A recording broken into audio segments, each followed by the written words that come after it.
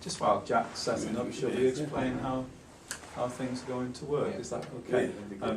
What we're going to do in a little while, I assume I'm Mark, we've met, Alan, you know Jack, so we won't be too formal about that. Basically, we're going to run through and try and aim to finish shortly after 12. What we'd like to do is open up in a little while and just give you an opportunity to say something about your thesis and where it's come from. Partly to get you warmed up, because let's not pretend these things aren't a little bit stressful. They maybe not, might not be stressful for you, but it feels a wee bit stressful for me. So what we want to try and do is give you an opportunity to warm up a bit. And then what we'd like to do is just track through some questions which are about your thesis. They're not going to be simple questions, anything like that. Nothing other than helpful questions, I hope, to just help you to give us a sense of what your thinking is about and why you're thinking in particular ways. Is that okay? Is that okay with you? Yeah. All right. So, would you like to start off by spending about 5 minutes, but a little more than 5 minutes, really, about the precise nature of your thesis and the new knowledge that's emerged from your thesis? So, if you can tell somebody about it for the first time, the uninitiated. Okay. The thesis is a response to Donald Stern's call for a new epistemology, for a new scholarship.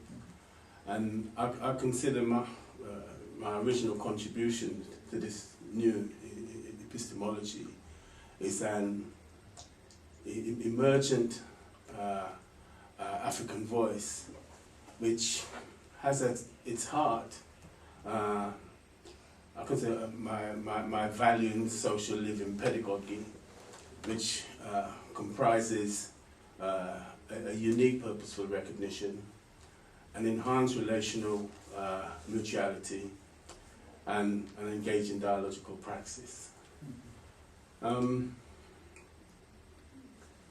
These are, for me, dynamic relational standards of judgment, and they are the values which shape my emergent African great story, which is created and presented in the form of a traditional African weaving their cloth, and in that weave,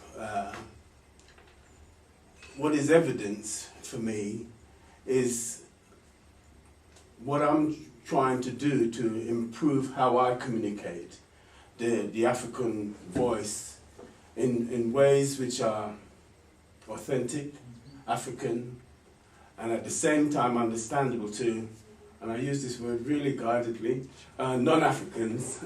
I say the academy more surely. And critical for me in this and in finding this way of creating and presenting my African great story has been my engagement with Jack Whitehead's living educational theory. Important for me too has been the work of Sharma, Theory U and Presenting, and Alan Rayner's work focused on inclusionality. That's been the bedrock of my study. There's a thread that runs through the study, which starts from an affirmation of the African voice in my professional practice. Finding stuckness, a messy word, in that African voice, and seeking to reconfigure my personal and universal dynamics, appreciating being and becoming in my living, learning and working, in order to act and transform, in a sense, I think, my own selves. I connect with Berry's work in appreciating the great work, which is also now my great passion.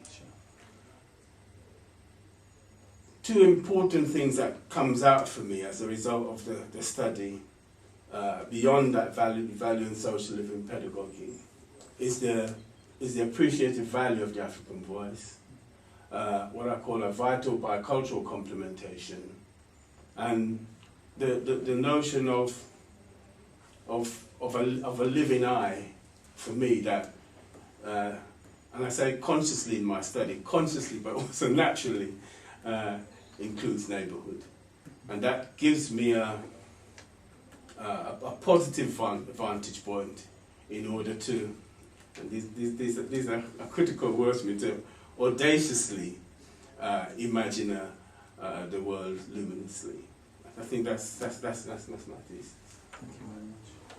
Well, I think you've described that really beautifully, and one of the functions of the viva is, formal functions of the viva is to ascertain that you are the author of this thesis.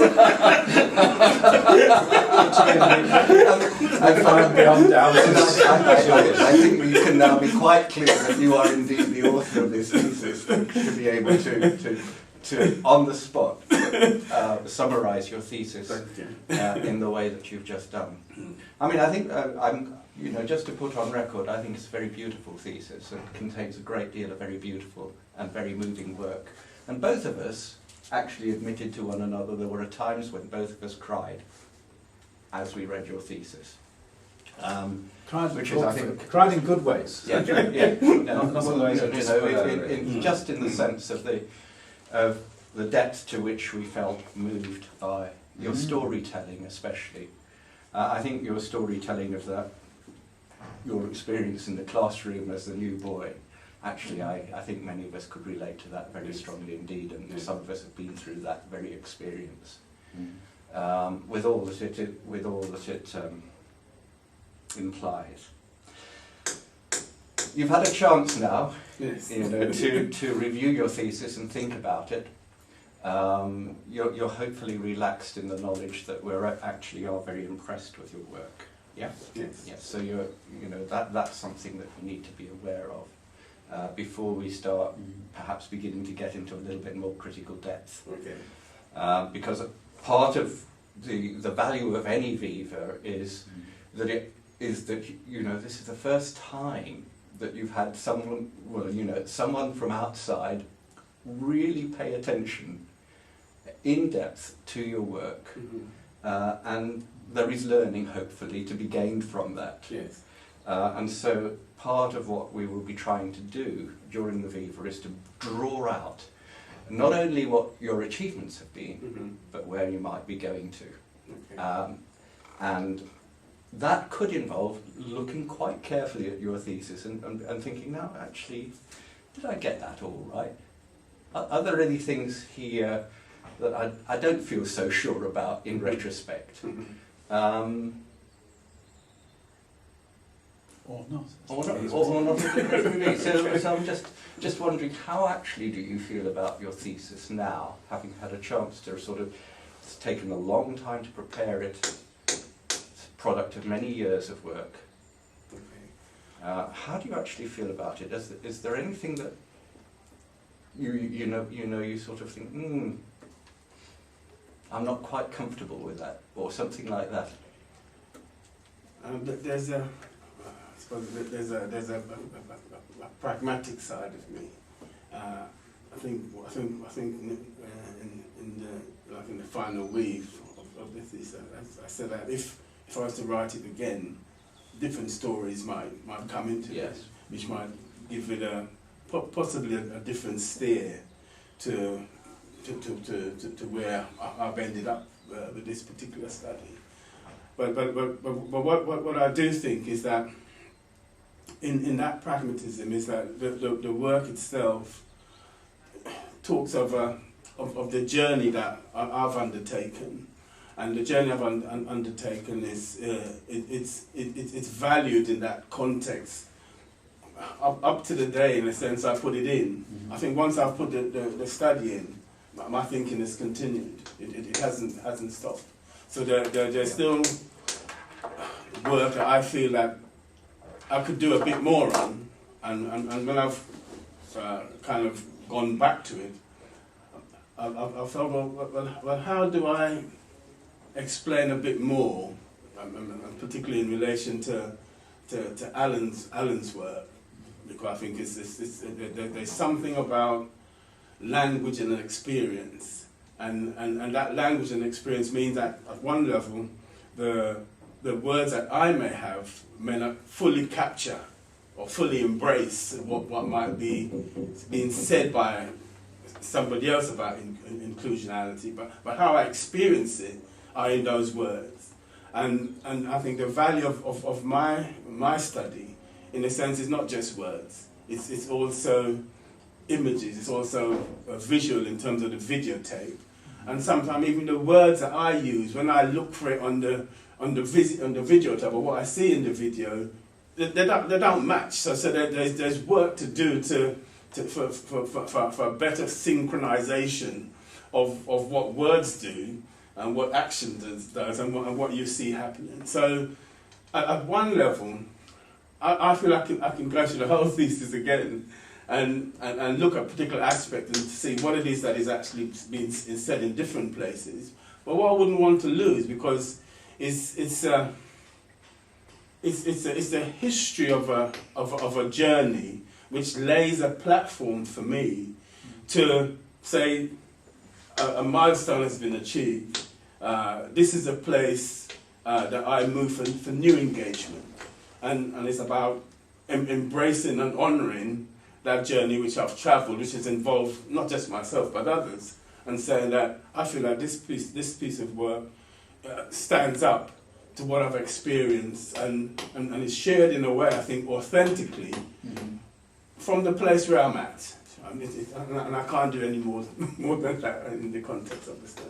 I don't want to stray, but I think there's tremendous power in the artefacts for others to reflect similarly and ask where they are and where they're going. So I think that's a really great trait, particularly in the appendix. So, power in there. Can I just ask, you selected as an overarching organiser, it seems, living educational theory. Can you tell us a little bit more about your selection of that and what compelled you towards it, with all of the challenges that go with selecting a theory? Yes.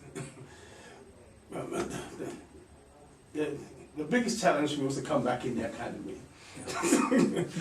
Why I say that is that it hasn't been a good experience. When I say it hasn't been a good experience, it doesn't mean I haven't learned, I haven't valued the experiences whilst I've been there.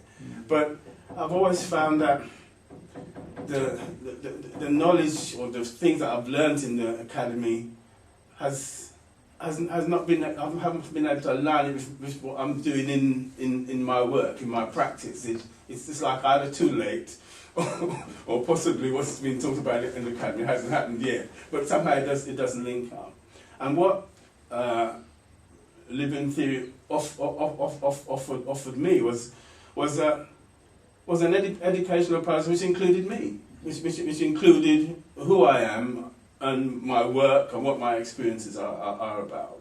And including me in that way, it offered for me a methodology which says that I'm talking about I as a unit of appraisal, and I found that's strange things to be finding in the academy. And then I think it's the what I feel is the important part for me is how does one then claim to know the influence in one's own learning, claim to know the influence in others' learning, and claim to know the influence in the nature of your influence in social formations. And I think pretty early on the study, I do a kind of appreciative inquiry which looks at who am I and a kind of kaleidoscope of what some of those things may be. And that just helps me to focus in on, which I feel is at the heart of living theory, is my values.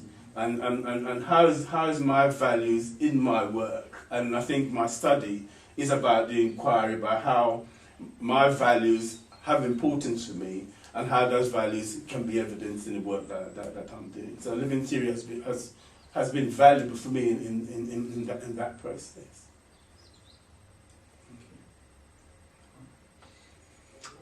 Let's get to living contradiction. Oh gosh, yes. I have to sit up for that. I mean, what I experienced reading your thesis was someone straining at the leash, and there was something all the way constraining you, holding you back from where you really wanted to end up. And it had a lot to do with this idea of living contradiction. You sort of, right at the beginning of the thesis, you opened it up. This is a challenge for me.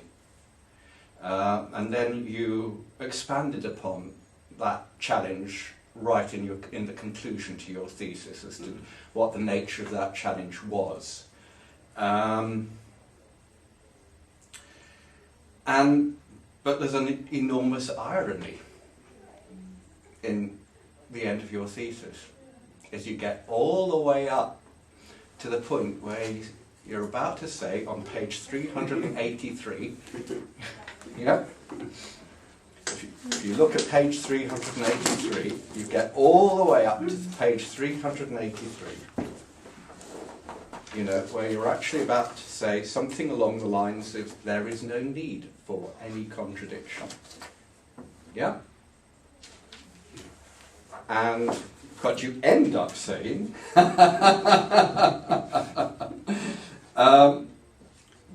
can't, where have I put it down here? I actually put in my critique, you nonetheless draw back into the contradiction of appreciating self as comprising a complete self and an incomplete self, as a wholesome unity living as integrated opposites. So you've actually arrived right the way back at square one. And that's interesting to me. I mean, I wonder if it's interesting to you. I think why it's interesting to me, I think it's, for me, it's one of those places where the language, I think, falls down. Yes. Because the language that I have to explain my experience doesn't take me to that other place. I mean, yes. the thoughts are there. Yes. Yes. I'm in this other place, but it's a real battle with the language, yes. and I think it goes to living contradiction. Because the living contradiction initially, when Jack challenged with that term, was that this doesn't feel easy. This living, it does not feel easy with me. It does not feel easy with the African voice, which is about complementarity. Exactly. It doesn't feel easy, and I'm wrestling with it all the way through the study. Yeah. It's a major wrestle. Yeah. In a sense, as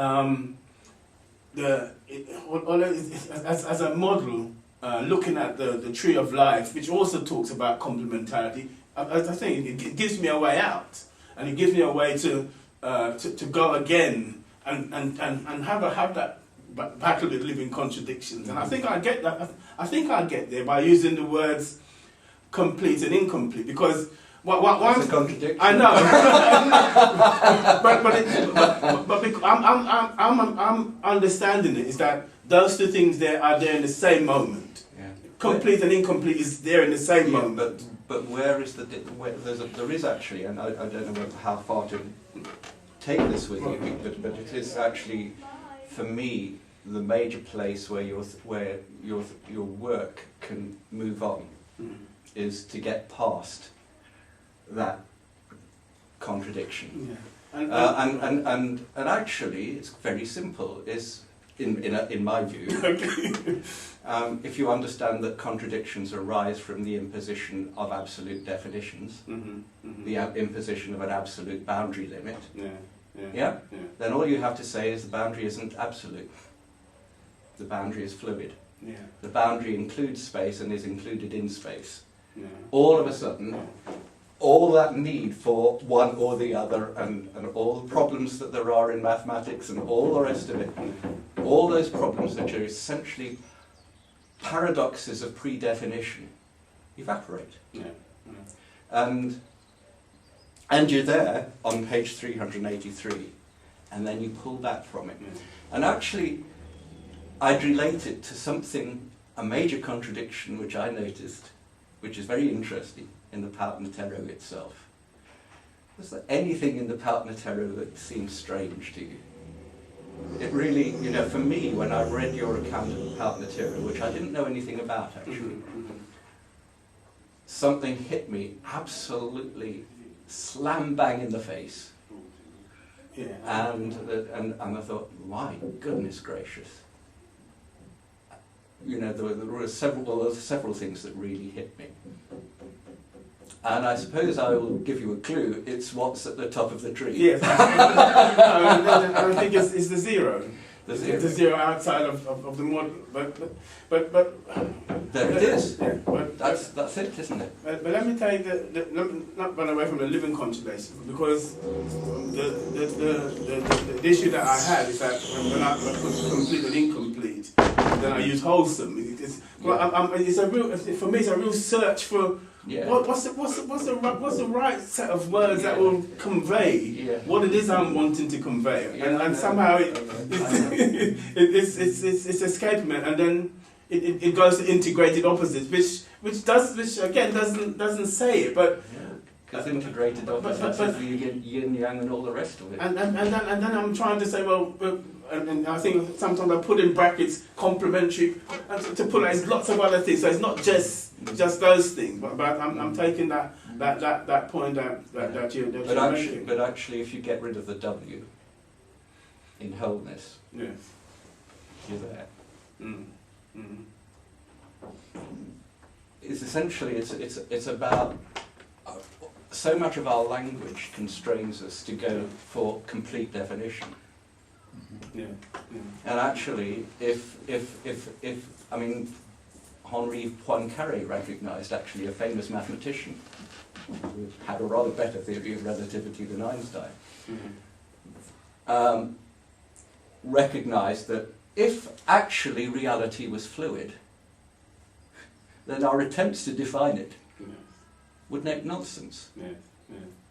And so actually there's almost the beginnings of the answer. All your thesis is about fluidity. Yeah? And about the inability to impose complete definition. Yeah? And I think in your defence, I think for me, one of the things that's quite original, and I'll shut up in 30 seconds if that is the selection of lenses to look through to make sense of your complex world and your complex eye. And I think for me, the translation of that into the metaphor of the loom is very, very powerful as a vehicle for yourself to try and make sense of these complexities, including this paradox of contradiction. And in my head, my pitiful head, I have something which looks three-dimensional, and it looks like it's throbbing, and it's not making sense, because as humans we tend to look for simplicity in language and simplicity in our pictures. And I think that's one of the beauties of African weaves, that they're not simple and often not symmetrical either. Can I move us on a little bit and just ask that you look at Sharma, and you look at Sharma and value Sharma highly, it seems to me, not only in the ideas but in terms of the lens it gave you. Can you tell us a little bit about what brought you to Sharma's work? Okay. I think my stuckness brought me to Sharma's work.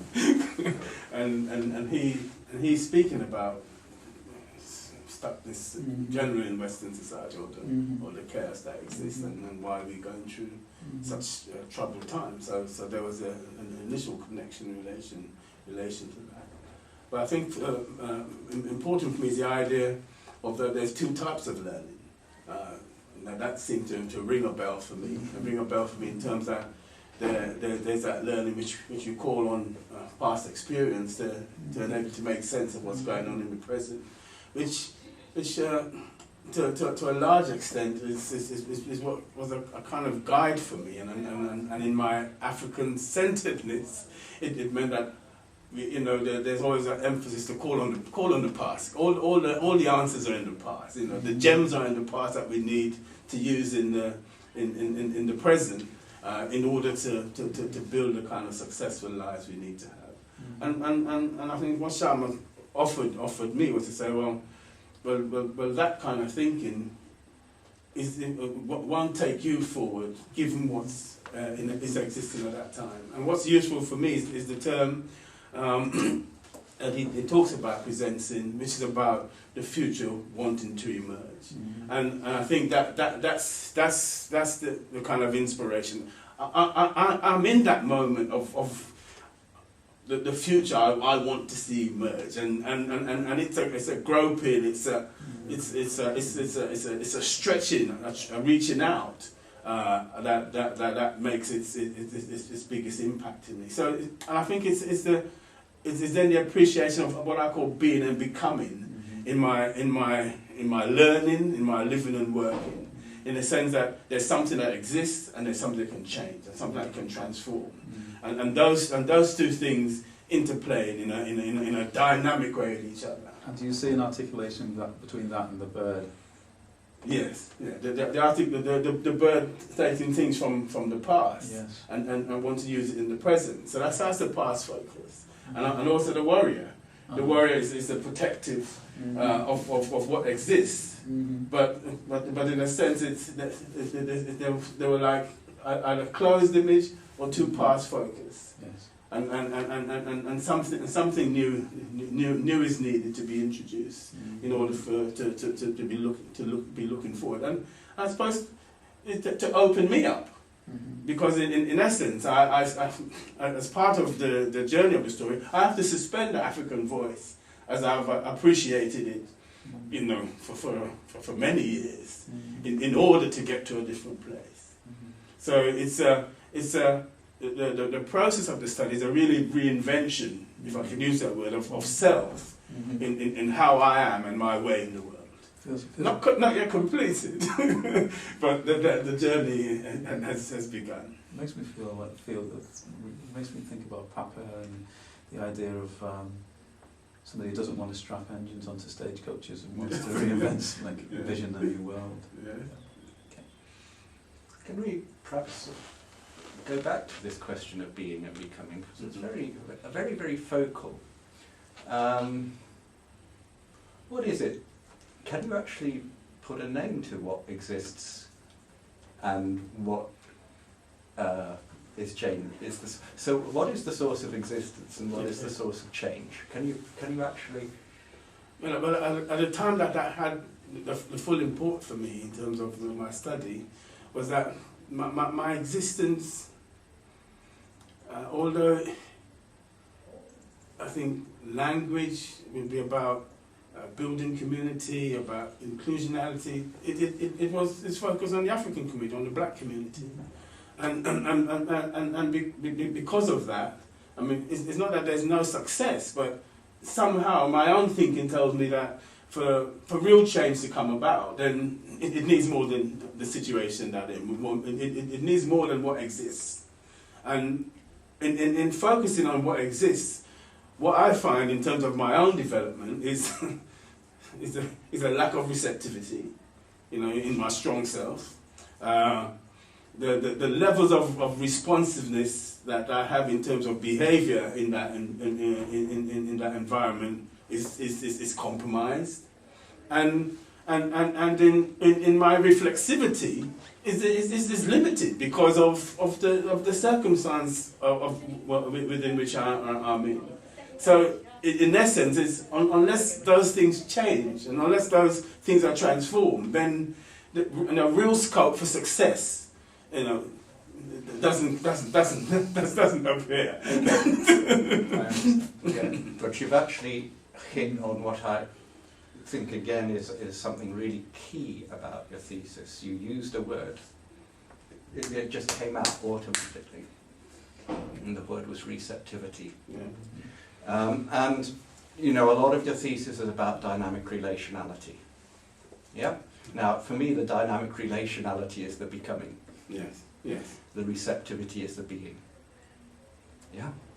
And the receptivity, where is receptivity sourced? I think in self and in communities. Well, I'll tell you where I think receptivity is sourced. I think it's sourced in the space that cannot be cut.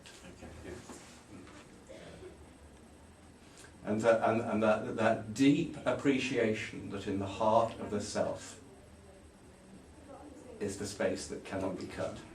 Not some solid core, not some atomic core, because actually when you think about it very carefully, you realise, well, what space brings to the world is dimensionality. So any idea of a starting point which is without space doesn't make sense. And I wish the cosmologists of the world would understand that. Yeah, it's essentially, almost the whole, with a W, of rational objectivity is construed yes, around the idea that you can dislocate matter from space. As soon as you appreciate you can't do that, you can neither remove nor conflate space with matter, remove space from matter or conflate space with matter. Yeah. As soon as you deeply appreciate that and then understand that matter itself is a form of energy, yeah? One of the two forms of energy, electromagnetic and gravitational, yeah? Then you're immediately past the contradiction. Yeah. And you're actually feeling very, very deeply that at the heart of the opening of yourself is the awareness of the cavity in the core of yourself. Now, I got that message time and time again through your thesis, but yeah, because I'm aware of it. Not many people are. But I didn't. But I didn't sort of. But I saw you kind of wrestling to bring it out, and I feel that that this might be something when you're looking to develop your work in the future, that you want to bring out, because that idea, I mean, just look at your three things: your unique purposeful recognition, enhanced relational mutuality, and engaging dialogical praxis. All of those, right at the heart of them, are meaningless without receptivity. They actually come from receptivity. Yeah, that's the source. It's and it's that sort of sense of the self as an open presence with a variably closable dynamic boundary, yeah, that changes radically your sense of self to a sense of self not as a detachment from the rest of the world, to a sense of self as an inclusion of your natural neighbourhood. Yeah, and that's, if there's anything that I felt you didn't quite get through in your thesis, that's where it was. Is that you didn't quite pass through what I call the space barrier into that depth of understanding of essentially the being is in the silence, the becoming is in the agitation. Yeah? Together they co-create the self and the world. Yeah? Now, and that also is the actual message which I get from the partner Teru. But the partner Teru creates a contradiction, as you say, by putting the zero, which is the internal space, outside of the figure. And that is the central contradiction which has been present all the way from Parmenides, Aristotle, and so on, and beyond, is the huge and central error of mathematics and of rationalistic logic was to put the zero outside the figure as nothing, instead of inside the figure as a receptive presence. Yeah? I think you've got that. I think I can see that that's something that has just registered with you very, very strongly, that that's where your thesis was moving to. And that was the conclusion. And I suppose well, I think I get close to that. Is in the notion of the vital bicultural complementation. Exactly. That's exactly right. Between field and cloth. Exactly. And I think in terms of the Portnetery, it's again, it's for me, it's a scaffold that is helping me to think through where I am, and I think it's because I'm not religiously with important necessarily. I think what there's a spiritual connection, and it's a valuable tool to help me to get closer to understanding where it is I'm wanting to go. And I think it's helped me with that journey. But I also recognise too that only so far, and that it can go. Well, I think you're right at the threshold. You end up on the brink, but you draw back slightly from the brink. That's how I saw it. Is you get all the way up there. And of course, one of my big problems as an examiner and a reader of your thesis is, as you know, I've got quite a strong view of my own. Yes. And of course, a lot of your thesis is relying on something that I've tried to, relying on an understanding that I've tried to bring into the world and found very difficult to bring into the world because of all the difficulties that you described. Yes. In terms of language, pre-definition, history, what we've got all so deeply embedded, all those kinds of things. So I see your thesis as I see it as terribly important, actually. But I want you to feel that you could just take it through and across that brink, and then to me at least, and you have to arrive at this conclusion for yourself. Its importance becomes huge. And you also, I think, when you've got past this contradiction, past the paradox, past all this stuff, is you might find yourself able to halve the length of your thesis. Yeah, in terms of because there's a lot in your thesis which is about the struggle, of reconciling, an existing logic of completeness, which is still there in U theory, and the rest of it, with this emerging, in a sense, deeper understanding, which comes from an understanding the sort of the idea of the heart of yourself. It makes me think about presencing and the concept of presencing as being a single act with a single dimension. My conjecture is it's on multiple planes of that same dimension, which makes it less of a rigid position. So that might be something that's helpful to consider. Yeah. And I have a kind of historical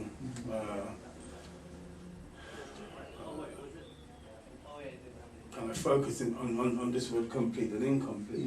Why I say this in the sense that within the African experience, our humanity often has always felt like it's not complete. So that energy towards completeness is a big drive, and because it's such a big drive, is that the wrestling to completeness, and when you get there, you realise is that you have to become even more open. Exactly. I think the word of more recently is that the slave wanted to go from slavery to self-sufficiency. Exactly. When the fact is it should have been to become more needful, because what is necessary in order to really accomplish your being and becoming in the world is to appreciate that you have needs, and because you have needs, then it's really fun to not to feel self-sufficient, because it does not help. In a lot of the artifacts in your work, there's the opportunity. You talk about dialogue. I mean, again, I'd just like to tell us a little bit more about this. You talk about the idea of receptiveness and receptivity, and the strength of storytelling as dialogical practice. Just tell us a little bit more about how you might see that in the future beyond your thesis, your storytelling, dialogical practice, receptivity in yourself and in others, in the act of telling, but in the act of what you might evoke in others. And I suppose for me that dialogue, the dialogical practice, I mean, and at the heart of what I think I suggested that when I talk about my great story, is that I just think everybody's got a great story to tell. Everybody's got a great story to tell. But in a sense, the dialogical practice, it means that we've got a co-creative story to tell, and because we've got a co-creative story to tell, that's our challenge. That's really our challenge in the world, and how we can act and reflect on the world to transform it. And in a sense, with our stories, and that comes from Berry's work. We also come from the way that I operate in terms of how I engage with others, and what. Sorry. That's okay. I was just going to ask you to help me to see, imagine. Let's do a bit of imagining. Okay. And I'm sure it's not just imagining, because it's probably what you do. But this co-creation of stories in your practice with others, what would it look like? I think it looks like this. because it is in a sense we've come together today, and this is an event.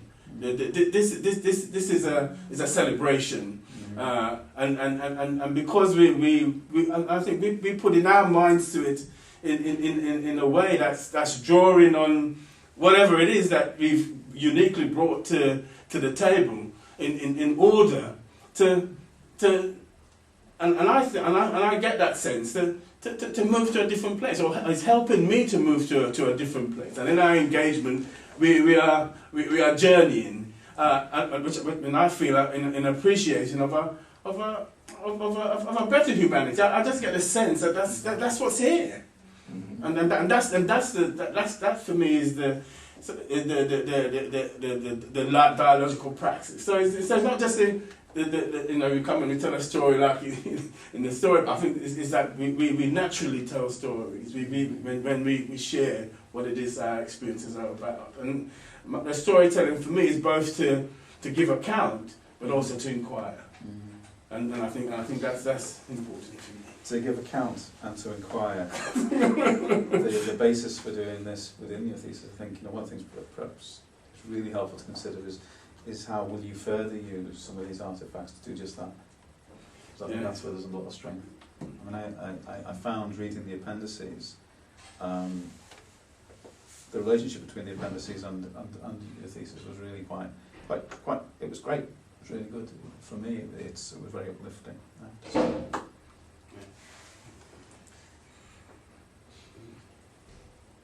Okay, so part of your tussle again, I think, in resolving, this difference between where you want to be, if you like, and where you're coming from, and where the world is.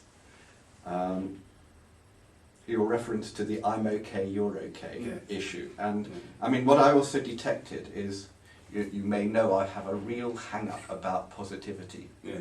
What's wrong with negativity?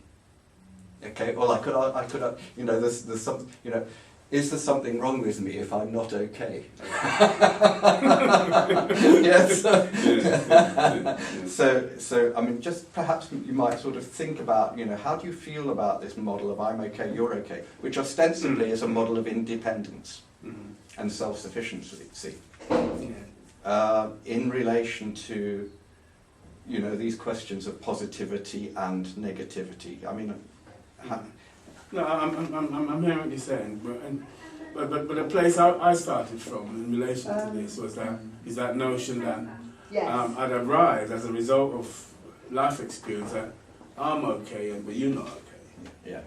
And in a sense, I was comfortable in that, and because in a sense that you didn't have to trouble me, I didn't have to trouble you, and so it's but when I again as a model, when I looked at that more closely, and I think this is the point of it, is that it's not about the negativity. It's that it doesn't help me. It doesn't help me to be the person I want to be in the world from a place of I'm okay, you're not okay. Yeah, sure. It can't work, and because that can't work. In my own reinvention of how I appreciate the other, I've actually got to go to that place that the other is okay. And that's. If you don't go there, it's not okay. and I suppose it's again it's that wrestle, and so the next step for me would be we're okay. So it's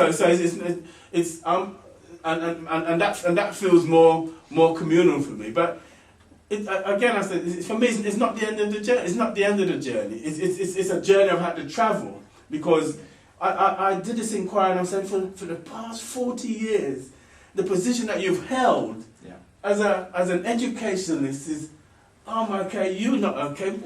Well, where are you taking yourself with this study? What is the nature of your professional practice that is informed from such a place? And I think it's and in a sense, I think even how the world exists now, for actually to leave from the place of I'm okay, you're not okay, even among some of my peers, I have really had to do battle in terms of ideas. Well, I mean, I'd fully agree with you, actually, and I think that, getting past that idea of I'm okay, you're not okay is actually something that almost everyone in our culture needs to get past, because it's very prevalent. I will tell you where I would take it. I'm sure you will. I would say I am needful, you are needful. I am receptive, you are receptive.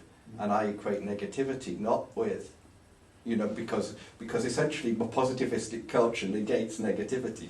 Yes. Instead of understanding it as receptivity. Is if you actually have this idea of being needful and then hence receptive, and because you're needful and receptive, that also means you're reflective and responsive to the other, because you're not an isolated entity. You're a receiving, nurturing, giving, dynamic inclusion of your neighbourhood. Then in a way, that sort of I'm okay, you're okay issue, which is again formulated against the backcloth of classical objectivism. Yeah? I'd add another dimension to it. It's again, when we see lots of quadrants, Yes. is that they either put us into a typology, which is either falsely assumed as being fixed, or something which is assumed can move, or it assumes that it's not multidimensional. So in other words, somebody might be okay, you're not okay for one thing, but for many other things it's okay. So I think it's a helpful, again, and what I like about your thesis is you select some really nice lenses to look at complex situations through. And those in isolation, for me, would be less powerful than the drawing together in the metaphor of the loom. I think that's where the power is. And, in terms of living educational theory, the way in which you've lived through that and constructed your loom, and it's not just building the aeroplane while it's in flight, it's a careful selection of things to help you to move to where you are. And I think for me, the kind of the unfinished business is fine, absolutely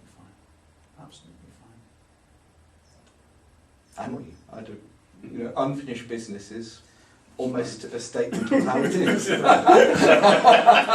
love the idea of further deconstructing I'm okay, you're okay, with the receptiveness notion, and the opportunity to put that in front of people, to actually unfreeze, unstick us when we are stuck in some of the conditions and climates you've worked in the NHS and the other areas that you've worked. I'm interested to see, perhaps not now, but in the future, how you may use those notions to translate them into the Monday morning professional development, where you've got those people for a limited amount of time, where you are going to try and have a profound impact upon them. So I think there's a challenge there, in how that might manifest as some of the activities you allude to, and some of the quite powerful debriefing of the slides that you use. I'd like to ask you a little bit more, Ian, about, you have this thesis, and it is unfinished business, and that's one of the beauties of it. But what do you see as next? What next with the thesis? What threads will emerge from it, and what new weaves may come? I think the new weaves for me is how to sustain the ideas that are emerging. Often when there isn't an obvious community aware that could be sustained. So there is a real energy for me to to want to do that. And it's not that colleagues are not out there, but it's about it's about bringing the thesis alive in the sense that it's to help create community, to help to expand the knowledge around inclusionality, and actually seeking to make impact in our places of work, whether it's in education, whether it's in the health sector, and I think and now not excluding the academy, because I think that there's a tremendous amount of work to be done in that sphere. I personally want to write more, and it's given me that encouragement, and to use story to look at what I feel are some really complex issues and try and enable those ideas to reach a much wider community as my own contribution to what's happening in the world. If you want to write and tell stories, where are you going to publish them? I like to do research, but I mean I haven't given that the level of thought that needs to happen. But it's something I know that it's on my agenda. Well, you have a think about it now. What do you think will be the big problems that you may encounter in publishing this work? I think in publishing this work, I think probably the length.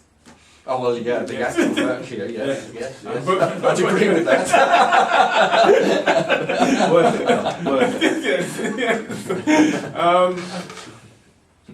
I think it's the ideas themselves are not going to be as receptive as I would have imagined them, but I do have an optimism, and I do look at the world in a luminous way, and so there will be opportunities, and I think and some of those opportunities, I say, as a result of the study already, I'm doing a lot of quite a few lunchtime sessions in organisation that introduces living theory or introduces the nature of the African voice. You know, there are things I can see where I think I had a conference a workshop recently looking at quality improvement.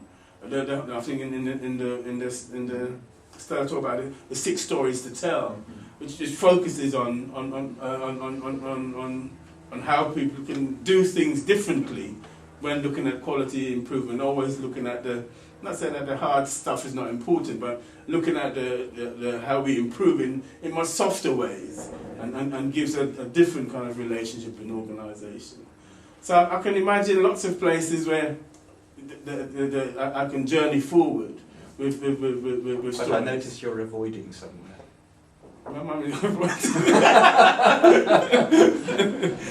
I'm noticing that you're avoiding standard academic journals and that kind of place. Okay. There is a place. Yes, there is that. There is a place. Talk to the man who's in the room. There are some great places to express your work, I think. I mean, I'm fascinated by your notion of co-creation in this room and elsewhere, and I just wonder, particularly with some young men, the co-creation of their stories is powerful. Yes. As a way of unleashing their own lived I. Yes. And I think that's something we underexploit in educational settings, particularly with troubled youngsters. So sorry, I'm not being indulgent here. No, I do think there's some wonderful opportunities, and I think the stories that one tells, and the stories that you tell, test me to offer my stories too. And I think there's something quite powerful in that. The very act of hearing stories, the very act of telling stories, gives people tremendous permission to go into the I. Yes. The I is the thing which is less exposed than it needs to be. if you are going to bring people into the zones that you want to bring them in. So I think something powerful in your storytelling. The other thing I take from this, and I think this is very much on your agenda, is some of these artefacts are your stories. Some of them are the stories of other people. Some of them short stories, some of them longer stories. But this whole idea of those stories being for multiple audiences, with multiple ways of looking at them and listening to them and feeling them and being receptive to them. I think in your professional development world, it's how one creates those episodes for them. Funny use of language, but provides a space for them. And I think you've got something tremendous. There's a book there called Troubling Angels, which is about women in the Midwest who are HIV positive, and they tell their stories. And those little stories have been put together as vignettes, and those vignettes are used with kids, people in social work, people in medicine, etc. So they work on multiple levels. So I think there may be something there for your use of your own stories, or to co-create stories with the people who matter, to have their own African voice heard. So that's great. Thank you. Have you ever come across transfigural mathematics? I've seen the phrase. Well, I haven't. I mean, the reason I ask is actually, I mean, partly because I think that it's a formulation, a mathematical formulation, which is tremendously relevant to one's understanding of receptivity. And it's a form of mathematics that deliberately brings the zero inside the figure.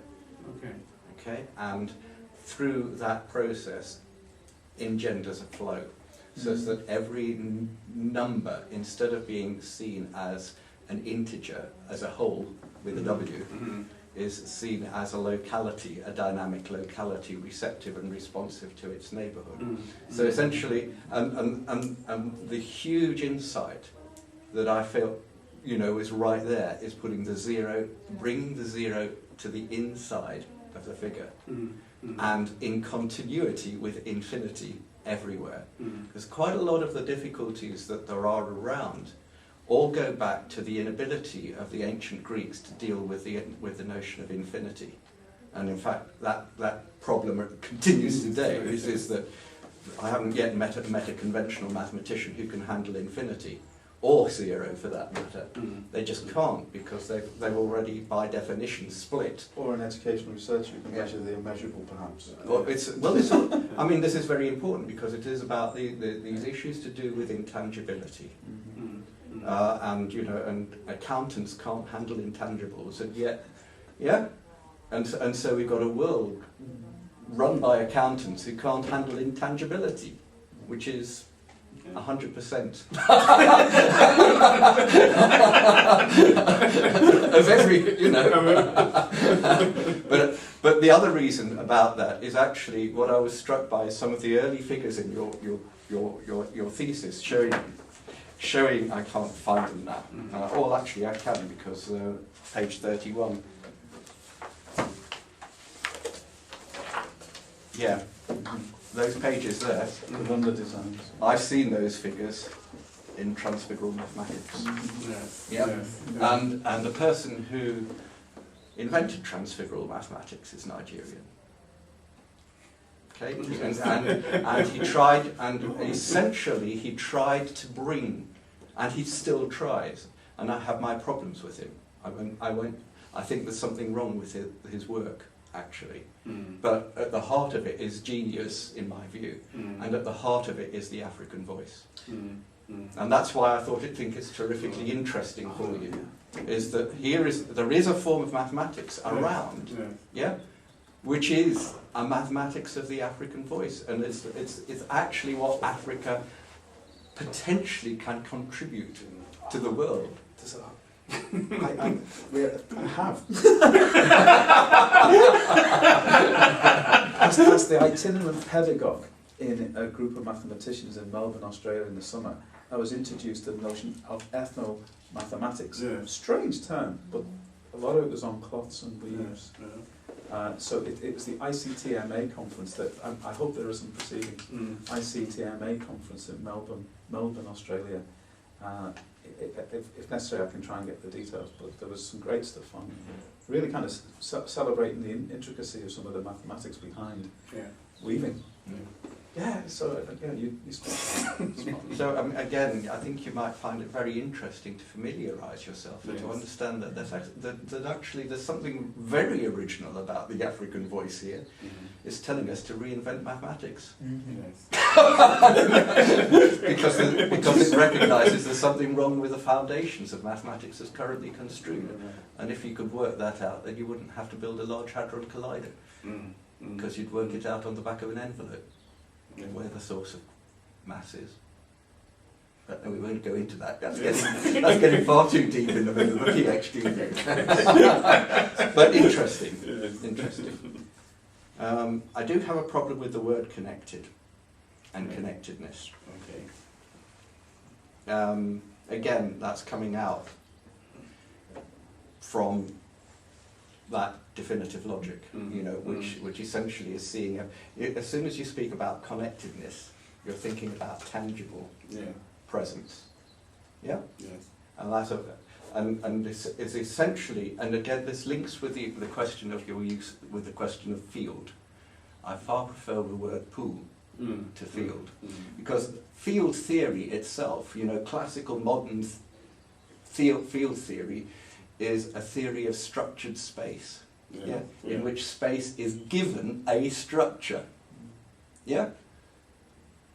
and is given a mathematical structure, that's relative, Einstein's relativity and so forth, and actually the insight is recognising no, space is not structure, space is inductive presence, the structure of space as the being and energy as the becoming.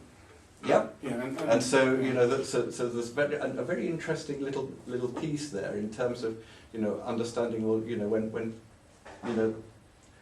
when people speak of a field, what comes into most people's mind is structured space, and actually that's part of the problem with the metaphor of weaving. Is that weaving itself leads people to think in terms of lots of threads, and not to understand that those threads, as you recognise yourselves, are actually tubes. And I suppose the language, because the field is also a source. Like the pool is the yes, the source. The pool is the source. I mean, so I prefer to talk about the limitless pool than the and that actually tells us about the pool of the intangible, which is 100% of everywhere, ad infinitum. Which in a strange sort of way tells us that, as soon as we talk about a whole, there's 100%. There's actually a deep problem with that. Actually, on X Factor, they're right when they talk about 110%, because we have 100% space to which is added energy. So 110% space, 110% is 10% energy included with, beg your pardon, but it's quite relevant. It's quite relevant to your storytelling. It's relevant to the depth of your understanding. And you've got the mathematics here, and that's why I sort of raised the question. But it also links with these other deeply important things, and ultimately the Pautnotero and the way it produced the paradox, which led you back into the living contradiction. By putting the zero, the amen. How coincidental is that? The amen is zero. That is what you would go back to. The end of the prayer is the zero. But it puts it outside the tree and puts a false dichotomy between the zero and the one, which is exactly the mistake which is embedded in the foundations of classical mathematics. That placing of a false dichotomy between zero and one. That's where it all went wrong.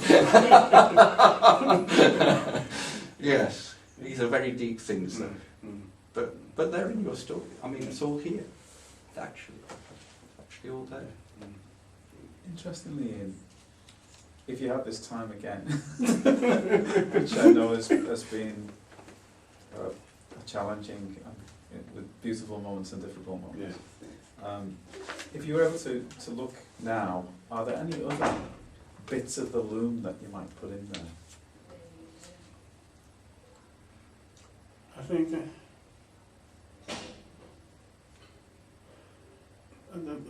it's probably the place where I've got to. You know, I said the place I've got to. And this is in the sense that I think for me it's the notion of the vital bicultural complementation. About how a loom that would help us. I'm going to use that word that Alan doesn't like. I say connectedness, but there's something that's going on between us. And there is connectivity. Connectivity, right? Yeah. That connectivity, and how can I share that beyond these spaces? Is there something about you being in your best cloth? Yes. And the journey is about the articulation of you getting into your best cloth and making your cloth even better. And is there an aspiration to help people to metaphorically have their own best cloth through the engagement with maybe story and dialogical practice, the co-creation idea? Yeah. But that's what I was taking when I tried to step back, reading this as, I think, or taking something, a version for others. Yeah. The metaphor of helping people or assisting people. Language is terrible. I really sympathise with this issue of language because it's driven some of us mad. But the whole point is that I do to get a sense of that one of the bits of originality in your work is this whole notion of a journey towards weaving one's best cloth. But it's not the best cloth yet. It's an incomplete cloth. It's unfinished business. Yes. But the powerful thing in here, which I'm wrestling with, is your wonderful commitment to helping other people to weave their best cloth, but without it necessarily being stuck. You know, a cloth that can be rewoven, put back on the loom. Yeah, exactly. Yeah. That's hence my question. Are there any other bits that you might put? And the making and the making and the remaking, and essentially you're talking about a fluid cloth, not a fixed cloth. You know, a cloth that can be continually reconfigured. I think the other bit about language, and I really sympathise with this, because sometimes I'll say something and I think to myself that really makes sense, and then I'll read it and it makes no sense at all. So in there is a complexity, and I think one of the things that I take in your reading and through storytelling, it is the inference. What does inference look like if we can't articulate it? And I think there are things we can't articulate because they are part of the spiritual nature and the soul. And so I do acknowledge the challenge we've got with some of the language that we use, but the beauty also of trying to deconstruct that language and get new meaning from taking it on, and the idea of receptivity in relation to I'm okay, you're not okay. I think there's something there that's worth working up, because downstream it could lead to perhaps new, crudely put, tools to use in the professional development setting. But is there anything that you want to say to us? Anything you'd like to say about your thesis that you don't feel you've had the opportunity to say, or anything that we've missed, or that you feel you'd like to insert into the mix? I mean, the only thing I think you've said this is that when I started off this thesis, I didn't even want to write, because somehow I felt that wouldn't embrace what it is I wanted to convey. So the initial parts of the study is a real challenge. I'm looking for images. I'm looking for me in movement and to convey that. And so I think the notion of creating and presenting the thesis as a traditional African weave, you know, is really critical in what it is I'm wanting to communicate as part of the content of its originality, and I feel that I mean it's just kind of saying that. But that's the me. That's the authentic me that's in the story, wanting to share what I'm doing in a storytelling. I think I just noticed I have to correct you on something. Hyperventilation results in too little carbon dioxide in this. I'm well aware because of late night. And yet, a lot of people say that hyperventilation is actually a prelude to some quite spiritual feelings, and has been a part of the treatise behind why people sing, because it puts us in maybe a receptive place. Okay. It does, yes. It does exactly. I don't know. Okay. I'm fine, actually. I've learned a lot, which is great, and I've learned a lot about things I knew nothing of as well, which is great. And I've made some notes for myself about things I want to look at. We just don't want you to feel that there's anything you haven't been able to say, anything you'd like to say. I think I've said. Are you okay? Yes, I'm fine. Yes. Okay. So, Well, should we go around the... pop round and Yeah. we'll come back in about 5 minutes, Ian. I hope that wasn't too torturous. Of course it was. Yeah, jackets over. Oh, you come back anyway. So There's Mark. Do you want to come and get us? We're just... Yes, okay. Okay, when you're Okay. ready. That's great. Cheers. Good. I'll turn this off. And I want to dispense with formality because it doesn't feel appropriate. You know, we're both very, very happy with your work, and obviously we'll ask the university to make the award of your PhD. And we're delighted to do so. There will be some things that we'll ask you to do which are pretty standard. We feel that a short rewrite of the abstract would be helpful. The thesis is complex and wonderful, but it may be helpful just to recraft the abstract, just to help others to get into it and be able to select to read it and to really engage with it. So there may be just a little bit of work to do there. And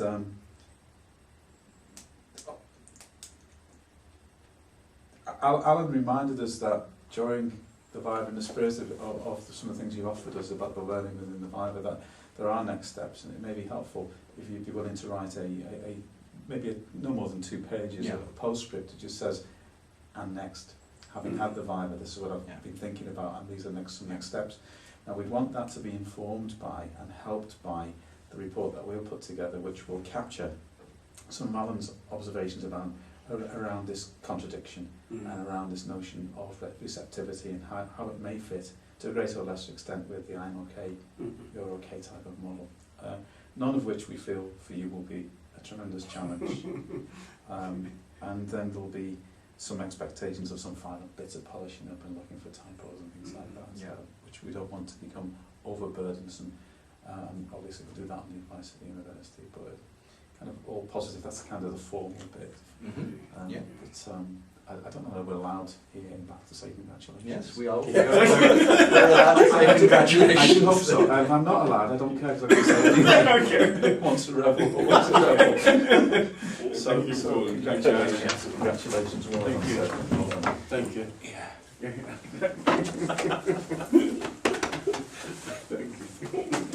Okay. And I'll give you It's a great pleasure.